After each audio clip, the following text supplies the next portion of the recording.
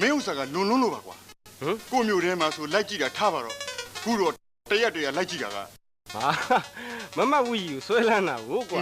မင်းဆွဲလာမှုကခုအဆက်ကွဲပြီ ဘာဖြစ်လို့ အင်ကြီးမရှိဇရိတ်ပြတ်ဖနှက်ပံမကြံတဲ့အထိ အင်းကြီးလေတို့ကလည်းအင်ကြီးချိုဖနက်ချိုအပ်မိတကူအပြန်မှပူကြီးပေါ့ပါရှိတာပေါ့ကွာ ဩမင်းကတော့ပြောတယ်နော် အေးလေမင်းရောက်ငါရောပွဲငင်းထဲမှာအိပ်ပျော်သွားလို့ချုပ်ပြီးပေါင်ပေါ်တင်ထားတဲ့အင်ကြီးရောကလထိုင်ချင်းကဖနက်ပါဘိုးတော်ငတူကမတော်မူသွားတာမဟုတ်လား ကိုနီလာရေ မင်း သူတို့ခမညာဝီဟီတို့အားပေးရလို့ဖနှက်ပြောက်သွားရှာတာဝယ်ပေးလိုက်ပါရှင်လာလာကဲ